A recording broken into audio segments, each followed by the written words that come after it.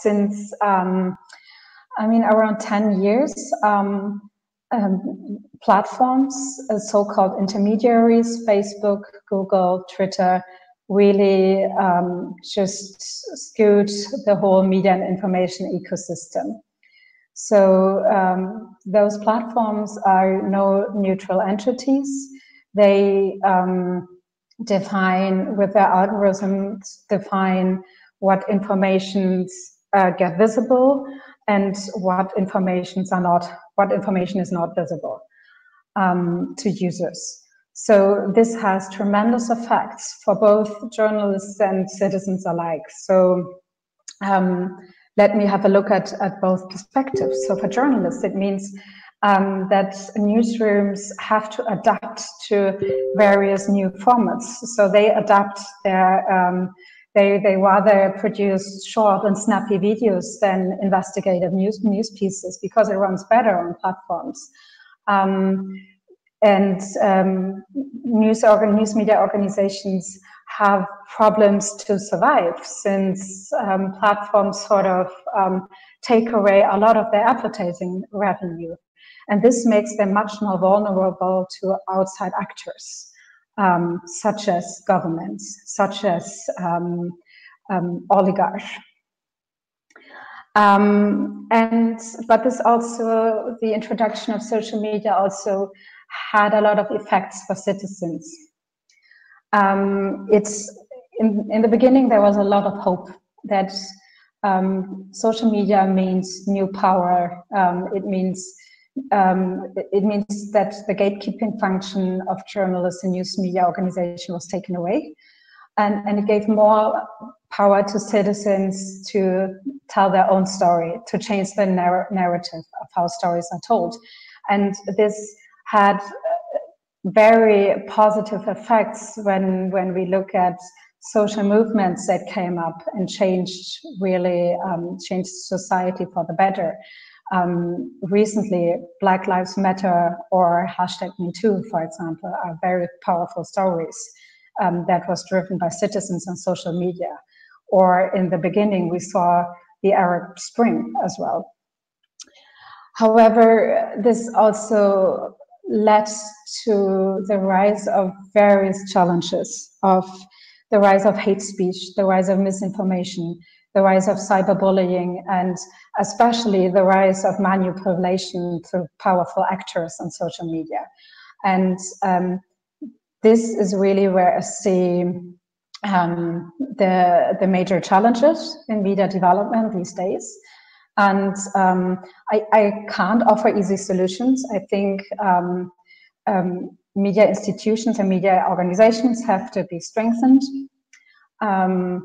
I think civil society and media organizations and media really have to organize better and to demand change from platforms. And I think this is really the way to go, to stand up for your rights and demand change. So this case, I think, is very important and instructive in terms of how Western donors are allocating money to different organizations in Ukraine and elsewhere in the former Soviet Union. The point is, I believe, this is my personal conviction, is that the priority should always be given to organizations that actually do journalism, that don't pursue partisan agendas. And that's something many in civil society and NGO sphere don't clearly understand, that journalism is not an addendum, an appendix to activism. Journalism is valuable per se. Journalists should not be a part of any political agenda. I find journalism much closer to the system of justice, to courts, to judges, than to political parties and political activism. And that's probably what both journalistic organizations and donors which fund them should be striving for in future. Belarus has the most restrictive media environment in Europe. Although it's undoubtedly belongs to European countries geographically, culturally, historically, and many other aspects. In terms of the current political regime or the environment for functioning media and civil society, it is much closer to Central Asian dictatorship, and I don't mean Kyrgyzstan here. If you wish to know how the Soviet television was in late 70s, early 80s, just go to YouTube and check some news editions of Belarusian state-owned television. Of course, they have a much more modern studios now, and the TV hosts look more fashionable, and they use various kinds of visualizations. But when it comes to the extent of departure from journalistic standards, to the scope of propaganda, and the irrelevance of agenda, then the Soviet television and the present time Belarus state-owned TV share all these things have all the things in common. On the other hand, if we turn to independent media, first of all, of course, you can imagine in what environment they have to function, especially in the past weeks when you had the election campaign. Over 40 journalists were groundlessly detained, some of them beaten by law enforcement agencies. Many of the leading bloggers are currently imprisoned and are facing crime charges. So if you take the most popular political blogs on YouTube or Telegram channels, many their authors are either jailed or work outside Belarus and manage to escape. Of course, if you talk about independent media, there are many talented bloggers and brave journalists, but considering this very restricted environment, it's very hard to do great job. As last year, a report by the organization Committee to Protect Journalists placed Belarus among top 10 most censored countries in the world, along with Eritrea, Equatorial Guinea, Turkmenistan, and a bunch of other countries. Another problem to finish, I'd like to mention that's the Belarusian society face and media environments, media community generally is the very vast influence of Russian media in Belarus. Russian TV channels at specific periods of times enjoy even more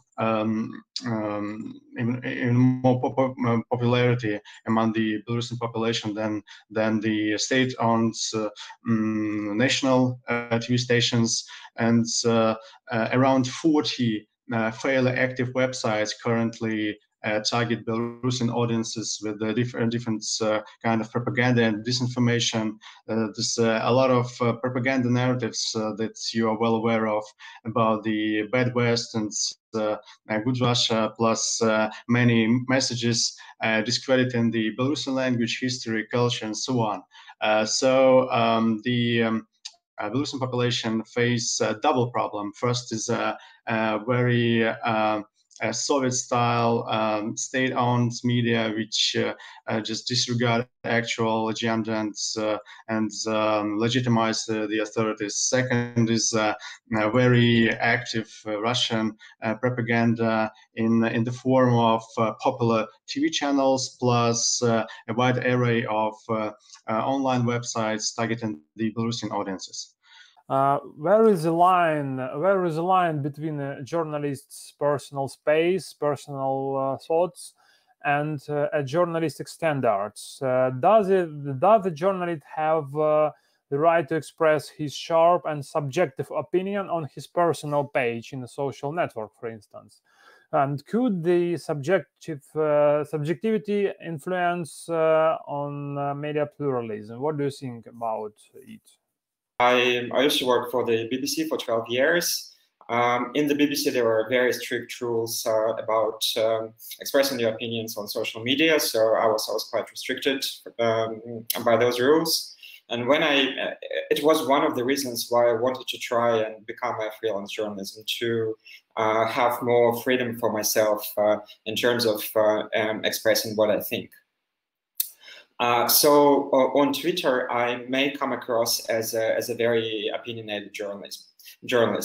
But I think my position is that the main criteria is ultimate impartiality. So I originally come from Russia and now live in Latvia.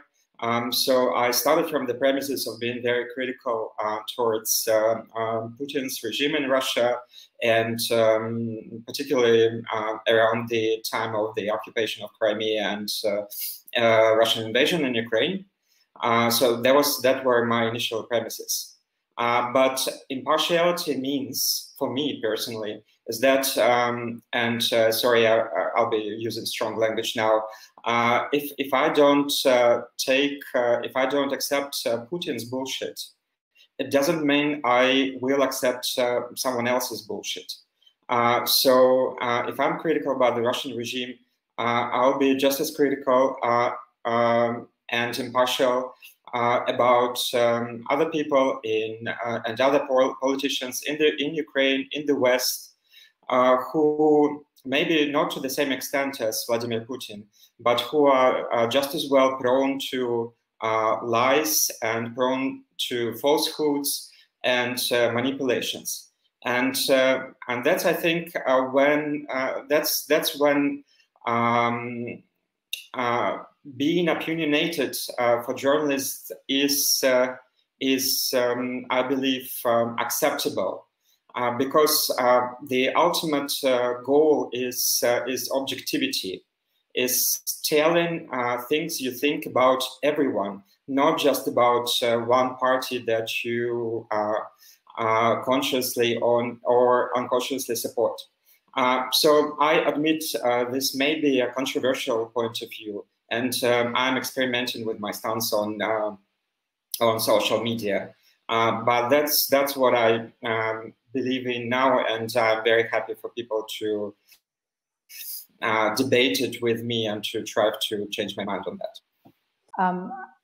I think having, journalists probably shouldn't be activists. And I wouldn't say journalists, I think there's a clear line. Journalists shouldn't be activists. They shouldn't stand on one clearly political side, or they shouldn't advocate for a certain cause. But it doesn't mean that a journalist can't have an attitude, and can't have a clear line when it comes to human rights violations, when it comes to violence. They should have and should be able to have an opinion.